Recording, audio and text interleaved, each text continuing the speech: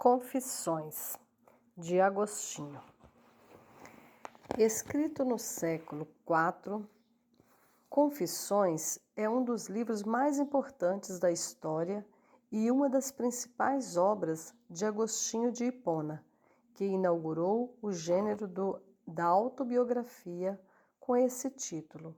Neste livro, que intercala orações, reflexões profundas e diálogos com Deus, o autor descreve seus pensamentos, seu processo de conversão, suas angústias e suas experiências de vida. Agostinho elaborou uma nova forma de fazer filosofia baseada diferentemente da tradição antiga, não só em conceitos abstratos, mas principalmente na observação de movimentos psicológicos, motivações interiores e significados de pequenos gestos cotidianos. Confissões é considerado um clássico da literatura mundial, da teologia cristã e da filosofia que encanta muitos leitores até hoje. Agostinho nasceu em Tagaste, na Argélia, em novembro de 354, filho de Mônica, uma cristã devota, e Patrício, um pagão. Agostinho iniciou os estudos em retórica, música e matemática na juventude. Foi para Cartago para prosseguir seus aprendizados em retórica e lá começou um relacionamento misterioso com uma mulher. Em 372, nasceu seu filho, Adeodato. Em 383, mudou-se para Roma, onde se tornou professor de retórica. Depois de uma crise espiritual, Agostinho decidiu se converter ao catolicismo e servir a Deus. Assim, foi batizado no ano seguinte por Santo Ambrósio. Retornou à África em 387, onde dividiu seus bens entre os pobres. Foi ordenado padre em Hipona, até ser nomeado bispo, em 397. Morreu em agosto de 430, deixando como legado 113 obras escritas. E agora vamos dar início à leitura do livro. Capítulo 1. Grande és tu, ó Senhor, e muito digno de ser louvado. Grande é o teu poder e infinita é tua sabedoria. A ti louva o homem, homem este que nada é além de uma partícula da tua criação, que carrega sobre si sua mortalidade, prova do próprio pecado e de que tu resistes aos orgulhosos. Contudo, o homem louva a ti, homem este que nada é além de uma partícula da tua criação. Tu nos despertas a deleitarmos-nos em teu louvor, porque tu nos fizeste para si mesmo, e o nosso coração estará inquieto até que repouse em ti. Concede-me, Senhor, que eu saiba e compreenda qual deve ser o primeiro, invocar-te ou louvar-te, e ainda, conhecer-te ou invocar-te. Pois quem poderá invocar-te sem antes conhecer-te?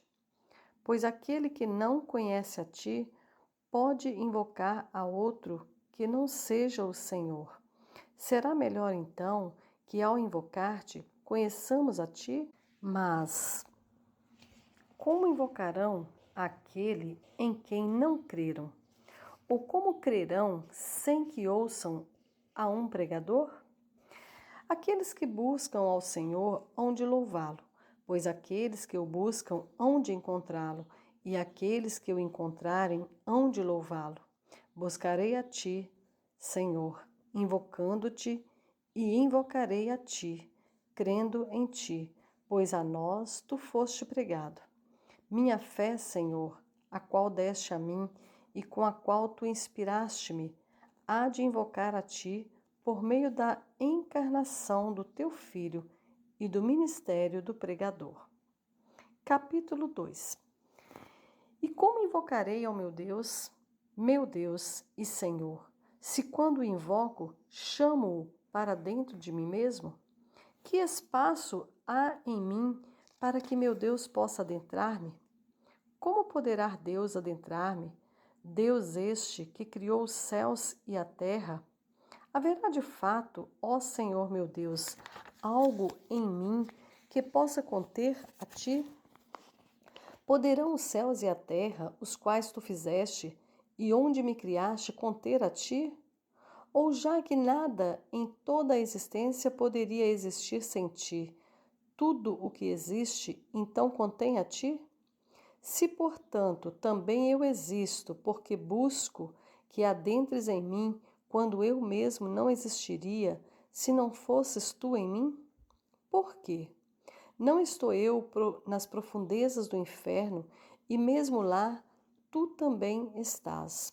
Pois se eu descer ao inferno, ali tu estarás. Então eu não poderia existir, ó meu Deus, de forma alguma, se não fosses tu em mim. Ou melhor, a menos, talvez, que eu estivesse em ti. De quem são todas as coisas, por quem são todas as coisas, e em quem estão todas as coisas. Ainda assim, Senhor, ainda assim, para onde invocarei a ti, se eu estou em ti? Ou de onde virás tu, para que possas adentrar em mim? Pois para onde poderei ir além dos céus e da terra, que de lá, meu Deus, possa adentrar-me, se tu mesmo disseste: eu encho os céus e a terra. Capítulo 3. Será que os céus e a terra contêm a ti, já que tu os enches? Ou tu os enches e ainda os transbordas, já que estes não podem contê-lo? E para onde vai o restante de ti, quando os céus e a terra estão já cheios? Ou não precisas tu de algo que lhe contenha, pois criaste todas as coisas, visto que aquilo que tu enches o faz contendo? Pois os vasos que tu encheste não mantêm a ti, porque, embora quebrados, tu não te derramas, e quando te derramas em nós, tu não feneces, antes nos avivas. Tu não te dissipas, antes une-te a nós. Mas tu que enche todas as coisas, enches a tudo com tudo o que há em ti. Ou já que todas as coisas não podem conter a ti inteiramente, conterão parte de ti? A mesma parte de uma só vez? Ou para cada parte, quanto maior mais, quanto menor menos? Será então uma parte de ti maior e outra menor? Ou serás tu inteiro em toda parte, enquanto nada pode conter-te inteiramente? Capítulo 4. O que és então, meu Deus? O que senão o Senhor Deus? Pois quem é Senhor senão o Senhor? Ou quem é Deus senão nosso Deus? Altíssimo, boníssimo, potentíssimo, onipotentíssimo, graciosíssimo, embora justíssimo, ocultíssimo, embora presentíssimo, lindíssimo, embora fortíssimo, constante, embora incompreensível, imutável, embora tudo mude, nunca novo, nunca antigo, tudo renova, enquanto acrescenta idade aos orgulhosos, saibam eles ou não, sempre trabalhando, sempre em repouso, sempre preenchendo, sem de nada sentir falta, suportando, enchendo, transbordando, criando, nutrindo e dando crescimento, buscando, embora detenha todas as coisas. Tu amas sem te apaixonares, és zeloso sem te inquietares, arrependes-te sem lamentares, és irado, embora sereno, mudas a tua obra, mas teu propósito permanece inalterado. Recebes outra vez o que encontras, embora nada tenhas perdido. De nada necessitas, mas te regozijas com os ganhos. Nunca cobiçoso, embora exija usura. Tu recebes repetidamente o que já a ti pertence, pois quem terá algo que não pertence a ti? Pagas teus débitos sem nada deveres, quitas os débitos sem nada perderes. E o que disse eu agora?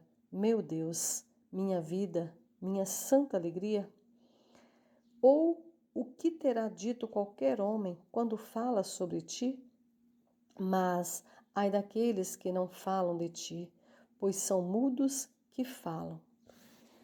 Capítulo 5. Ó, que eu repouse em ti, ó, que tu adentres meu coração e o enibres, que eu esqueça os meus males e me envolva a ti, meu único bem. O que és para mim? Por tua misericórdia, ensina-me a dizê-lo. Ou, o que sou para ti, para que exijas meu amor, e caso não o conceda a ti, tornes-te irado e me ameaces com males dolorosos? Será, então, um mal não amar a ti? Ó, pois, por causa da tua graça, diga-me, ó Senhor meu Deus, o que és para mim? Diga a minha alma, eu sou a tua salvação. Fale e ouvirei. Olhe, Senhor, meu coração está diante de ti. Abra os meus ouvidos e diga a minha alma, eu sou a tua salvação. Que eu me apresse em buscar esta voz e segure-me em ti. Não esconda a tua face de mim, que eu morra, ai de mim, somente para que veja a tua face. Pequena é a minha alma, alargue-a e nela faça morada. Está em ruínas, repara-a. Ali encontrarás o que possa ofender aos teus olhos. Confesso e o sei. Mas quem poderá limpá-la? Ou a quem devo chorar, senão a ti? Senhor, limpa-me das minhas falhas ocultas e livra o teu servo do poder do inimigo. Creio, por isso digo, Senhor, tu o sabes. Não confessei eu contra mim mesmo as minhas transgressões a ti, e tu, meu Deus, perdoou-me da iniquidade do meu coração? Não pleiteio em julgamento contigo, pois és a verdade. Temo enganar a mim mesmo, que a minha iniquidade não minta para si. Portanto, não pleiteio em julgamento contigo, pois se tu, Senhor, apontas minhas iniquidades, ó Senhor, quem poderá se opor? Capítulo 6. Todavia, permita-me recorrer à tua misericórdia. Eu, pó e cinzas, permita-me falar contigo, já que falo à tua misericórdia e não a homens escarnecedores. Tu também talvez desprezes a mim, embora eis de retornar e compadeceres-te de mim. E o que poderei dizer, ó Senhor meu Deus, a não ser que desconheço a forma como cheguei a esta vida moribunda, se é que posso chamá-la de vida, a este estado de morte em que vivo? Então, imediatamente, o conforto de tua compaixão tomou conta de mim, como eu ouvi dos pais que me geraram, pois de nada me recordo, de cuja substância tu usastes para me formar.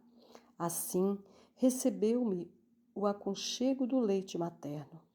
E não foram minha mãe ou minhas amas que guardaram o próprio seio para mim, mas foste tu quem me concedestes o alimento da infância por meio delas, de acordo com a tua ordenança, pela qual tu distribuíste a riqueza que a ti pertence nas fontes ocultas de todas as coisas. Tu também deste a mim o tanto necessário, a fim de que eu não desejasse mais do que tu me deste, assim como o desejo de minhas amas em darem-me o que tu a elas deste. Pois elas, com afeto vindo dos céus, voluntariamente me deram do que nelas transbordava, aquilo que de ti veio. Por consequência, este bem que elas a mim fizeram, A elas também fez bem. Não foi de fato proveniente delas, mas por meio delas, porque de ti, ó Deus, provém todas as coisas boas e do meu Deus vem toda a minha saúde. Isto, portanto, aprendi. Tu, por meio dos presentes teus, em mim e sem precisar de mim, anuncias a ti mesmo a mim. Porque nada sabia eu além de mamar, sossegar no que me agradava e chorar pelo que feria minha carne, nada mais. Depois disso, comecei a sorrir, primeiro enquanto dormia, depois ao andar. Isso foi o que me disseram e nisso acreditei, porque assim observamos em outras crianças, embora de mim mesmo nada recorde. Pouco a pouco me tornei consciente de quem eu era e quis expressar minhas vontades àqueles que as podiam satisfazer, uma vez que eu mesmo não era capaz, pois as vontades estavam dentro de mim enquanto eles não estavam, nem podiam, em qualquer hipótese, adentrar meu espírito. Então, sacudia-me e fazia barulho, esforçando-me para comunicar o que queria por meio dos poucos sinais que conhecia e da forma como podia. Expressava assim, embora não claramente, o que desejava. Quando não era prontamente atendido, fossem minhas vontades dolorosas ou incompreensíveis, indignava-me contra os mais velhos por não se submeterem a mim. Indignava-me contra aqueles que não me deviam serviço, por não servirem a mim, e vingava-me deles, derramando-me em lágrimas. Aprendi como comportam-se as crianças ao observá-las e vi que eu também era assim, pois elas, inconscientemente, puderam demonstrá-lo melhor que minhas amas, as quais tudo presenciaram. A minha infância há muito findou-se e continuo eu a viver. Mas tu, Senhor, que para sempre vives e em quem nada fenece, pois antes da fundação do mundo e antes de ser possível haver, antes tu eras e és Deus e Senhor de tudo que criaste, e em ti permanece para sempre inabalável. A causa primeira de todas as coisas efêmeras e de todas as coisas inconstantes, habita a fonte em ti, imutável, e em ti vivem as razões eternas de todas as coisas injustificadas e temporais. Diga, Senhor, diga-me, a ti suplico, diga, todo misericordioso, a este lastimável ser. Terá a minha infância sucedido outra fase de minha vida que acabou antes disso? Terá sido este tempo anterior o período que passei no ventre de minha mãe?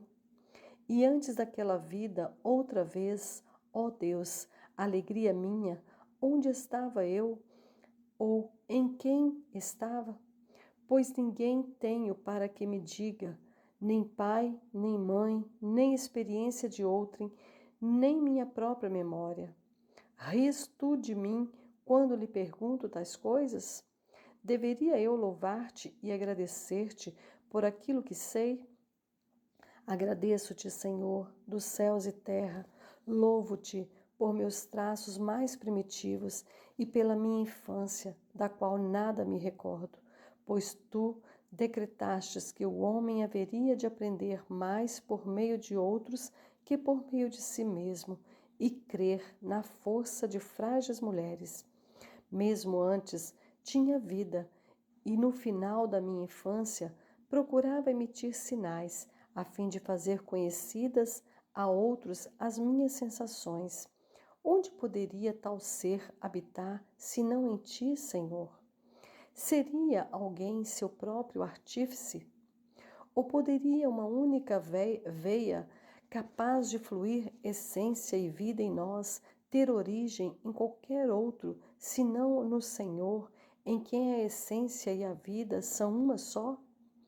Pois tu mesmo és a suprema essência e a vida. Tu és o Altíssimo, imutável, e em ti o hoje não tem fim, apesar de em ti terem fim, porque todas as coisas também estão em ti, pelo que não subsistiriam se tu não as sustentasses. E por não se acabarem os teus anos, estes anos teus são hoje um só. Quantos anos nossos e de nossos pais passaram pelo teu hoje e por meio deste receberam duração para serem como foram, assim como outros hão de vir e passar e ser moldados como devem ser? Mas tu és ainda o mesmo. Tudo que virá a existir amanhã e depois, tudo que existiu ontem e antes, tu os fizeste hoje. Que significado têm tais coisas tão incompreensíveis? Que os homens se riam ao questionar.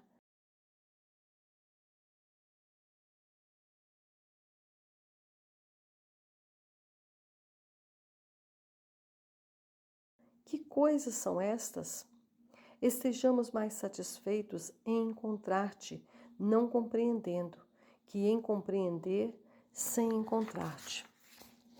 Capítulo 7. Ouça-me, ó Deus, ai de mim, pelo pecado do homem.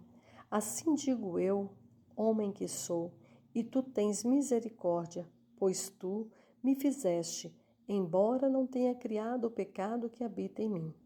Quem me fará recordar de meus pecados cometidos na infância? Porque perante ti ninguém está limpo do pecado, nem mesmo a criança recém-nascida, cuja vida na terra ainda consiste em um único dia. Quem me fará recordar? Será a pequena criança em quem enxergo o que de mim não recordo? O que terá sido então o meu pecado? Será ter chorado pelo leite que me sustentava? Se tivesse tal comportamento ainda hoje, não por leite, mas por alimento próprio de minha idade, seria escarnecido e criticado. O que fazia era digno de reprovação, mas, como não era capaz de compreender o costume e o bom senso, me impediam de ser reprovado. Quando crescemos, rejeitamos estes hábitos. No entanto, homem algum, conscientemente, rejeita por completo o que é bom. Terá sido bom, ao menos para aquela idade, chorar pelo que, se concedido, causar-me-ia dano?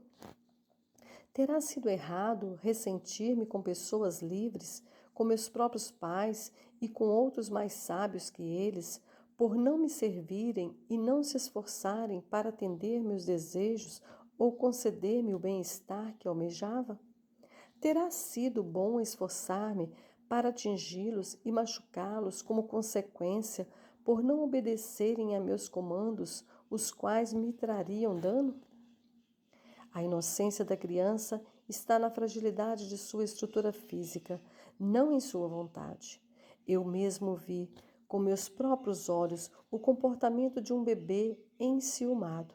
Não podia ainda falar, mas empalideceu-se e olhava com amargura para seu irmão adotivo. Haverá, pois, alguém que desconheça tal fato? Mães e amas dizem que são capazes de apaziguar essas situações. Não sei por meio de quais remédios. Será também inocência e recusa de partilhar a fonte de leite que flui em rica abundância, embora esteja o outro em necessidade extrema, cuja vida depende daquele sustento? Consentimos com isso tudo, não por sermos bons, mas porque isso desaparecerá com o passar dos anos, pois, embora seja tolerado agora, o mesmo temperamento será completamente intolerável em idade mais madura. Tu, então, ó Senhor meu Deus, quem deu a vida a esta minha infância, munindo de sentidos, como podemos ver a estrutura que criaste, provendo-me os membros, ornamentando suas proporções e para seu bem e segurança, colocando neles funções vitais. Tu me ordenaste adorá-lo por estas coisas, confessar-me perante ti e cantar ao teu nome, ó Altíssimo. Pois tu és Deus, soberano e bom. Ainda que nada mais tivesse criado, ninguém poderia tê-lo criado senão tu. Quem, além de tua própria justiça, faria todas as coisas justas e ordenaria as coisas segundo a tua lei? Quanto a este tempo, Senhor, do qual não me lembro, sobre o qual aceito verdades contadas por outros e faço suposições, por mais verdadeiras que sejam, a partir do comportamento de outras crianças, estou relutante a contá-lo nesta vida minha, que vivo neste mundo.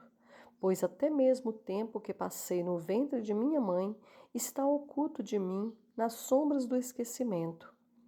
Mas, se fui formado em iniquidade e em pecado, concebeu-me minha mãe, onde suplico a ti, ó meu Deus, onde, Senhor, ou quando fui eu, teu servo inocente?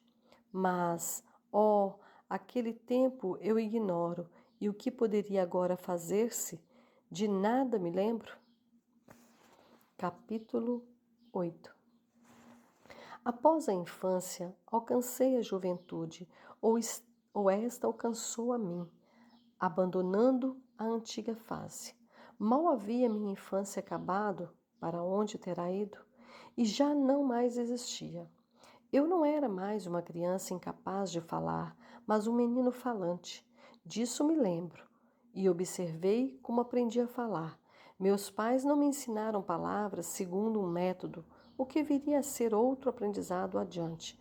Mas eu, expressando-me com choro, balbuciando, agitando-me de várias formas a fim de exprimir meus pensamentos, é que conseguia o que desejava, e embora incapaz de expressar tudo o que queria ou a quem gostaria de fazê-lo, o fazia pelo entendimento que tu, meu Deus, a mim deste, praticando sons que ecoavam em minha memória.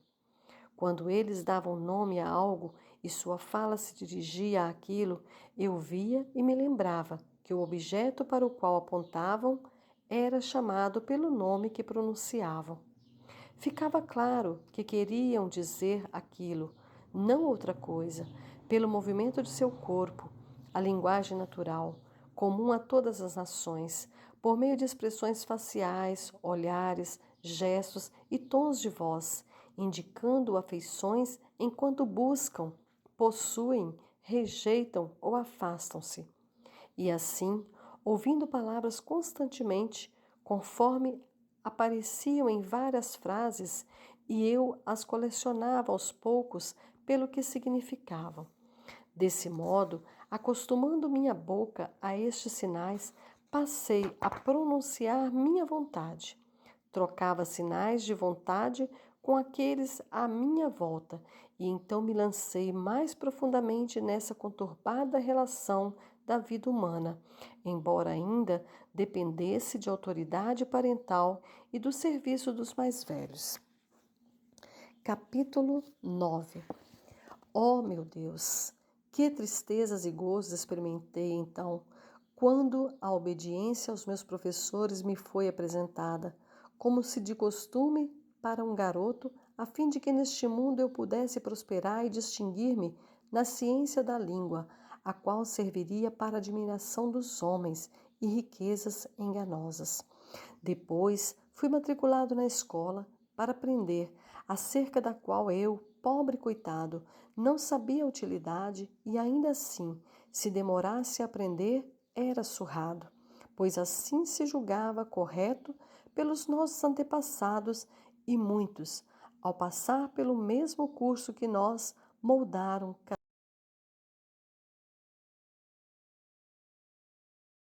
caminhos desgastantes pelos quais queriam que passássemos, multiplicando o labor e o sofrimento sobre os filhos de Adão. Mas, Senhor, descobrimos que o homem invocou a Ti e aprendemos dele a pensar em Ti, conforme nossas forças, como aquele que, embora oculto de nossos sentidos, nos pode ouvir e ajudar, Por isso, comecei ainda menino a orar a ti, meu auxílio e refúgio. Quebraram-se os grilhões da minha língua para invocar-te, fazendo-o ainda pequeno, mas com muita sinceridade, a fim de que não fosse surrado na escola. Quando tu não me atendias, o que servia para meu proveito, os mestres, meus pais, sim, meus próprios pais, que não me desejavam mal, zombavam de minhas convicções, o que veio a tornar-se meu maior e mais triste mal.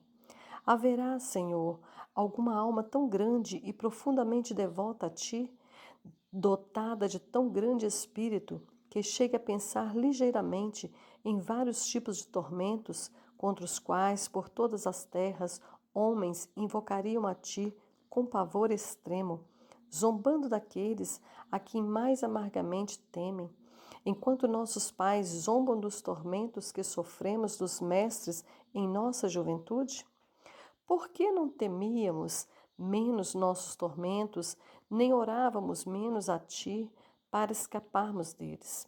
Ainda assim, pecávamos em escrever, ler ou estudar menos do que nos era exigido, porque não buscávamos, ó Senhor, mais memória ou capacidade, pois Tu nos deste o suficiente para a nossa idade. Nosso único prazer era brincar, e por isso éramos punidos por aqueles que um dia fizeram o mesmo.